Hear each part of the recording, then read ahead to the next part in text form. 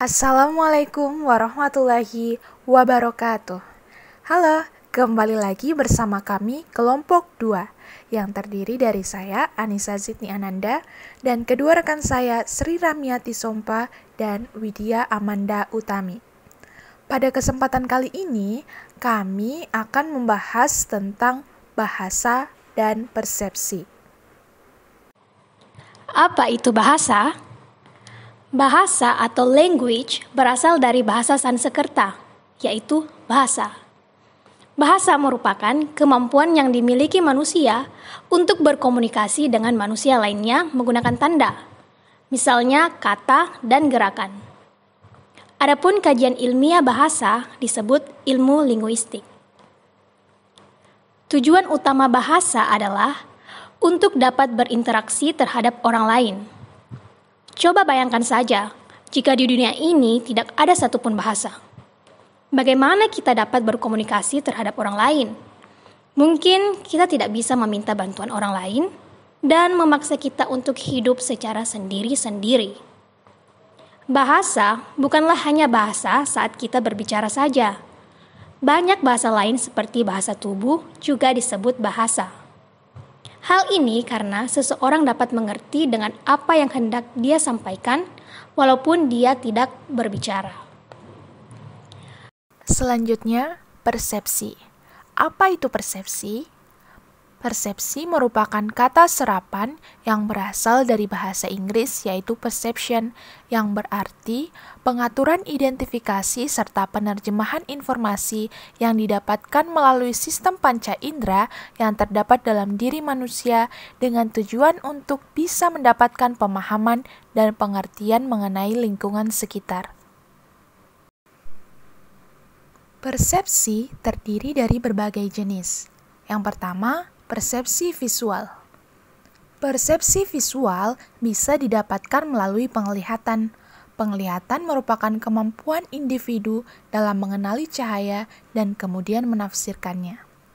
Yang kedua, persepsi auditori. Jenis persepsi ini didapatkan dari indera pendengaran, yaitu telinga. Pendengaran merupakan kemampuan yang digunakan untuk mengenali suara. Yang ketiga, persepsi perabaan. Persepsi perabaan merupakan jenis persepsi yang didapatkan melalui indera kulit. Yang keempat, persepsi penciuman. Persepsi penciuman didapatkan melalui indera penciuman yaitu hidung. Penciuman merupakan kemampuan dalam menangkap atau merasakan bau. Yang kelima, persepsi pengecapan. Persepsi pengecapan didapatkan melalui indera pengecapan yaitu lidah. Yang keenam, persepsi sosial. Persepsi sosial adalah bagian dari jenis persepsi yang memperbolehkan individu untuk bisa memahami individu lainnya dan kelompok di dalam lingkungan sosial sehingga menjadi bagian dari sebuah kognisi sosial. Yang ketujuh, persepsi bicara. Persepsi bicara adalah proses dalam bahasa yang bisa didengar, diinterpretasikan, hingga dapat dimengerti. Yang kedelapan, persepsi wajah. Persepsi wajah mengacu pada proses kognitif yang mana memfokuskan terhadap penanganan wajah manusia, termasuk diantaranya persepsi mengenai identitas individu serta ekspresi wajah yang digunakan sebagai petunjuk emosional. Yang kesembilan, persepsi sentuhan sosial. Sentuhan sosial adalah bentuk persepsi yang dibentuk saat menerima sentuhan yang berasal dari individu lainnya. Dan yang terakhir, persepsi melalui indera lainnya.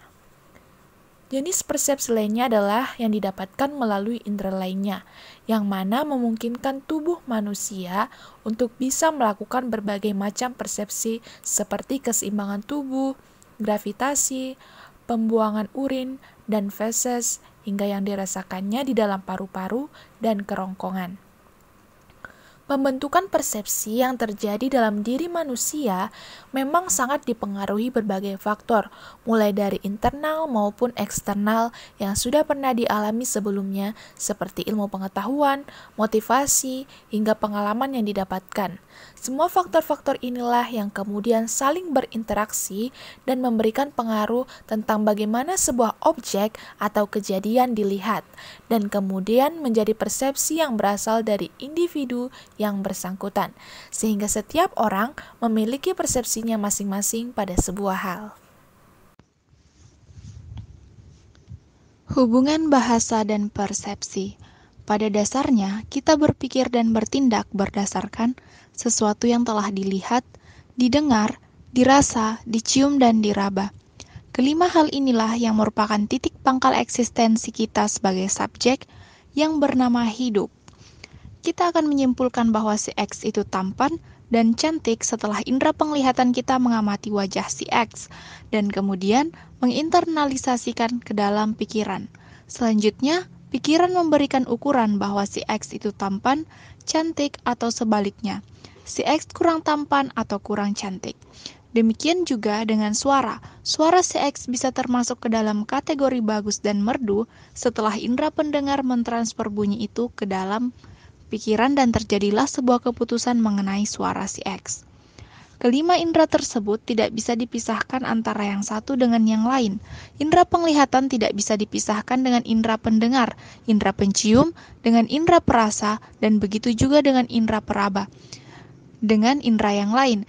Hal ini karena kelima indera itu merupakan sarana pertimbangan ketika pikiran akan memutuskan mengenai suatu hal.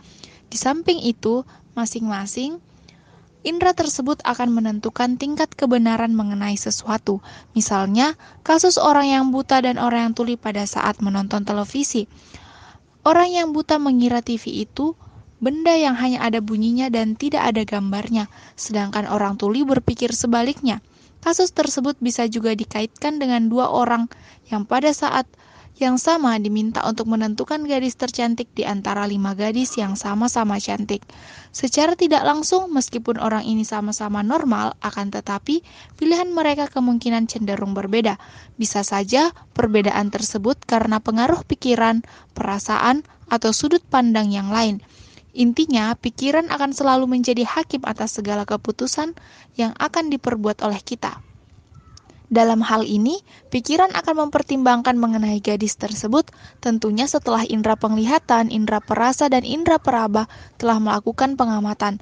Dengan demikian, setelah pikiran mempertimbangkan dari masing-masing aspek tersebut, pikiran akan memutuskan bahwa si X lah yang tercantik di antara 5 gadis yang sama-sama cantik. Sekian penjelasan kami tentang bahasa dan persepsi. Semoga bermanfaat dan thank you for watching.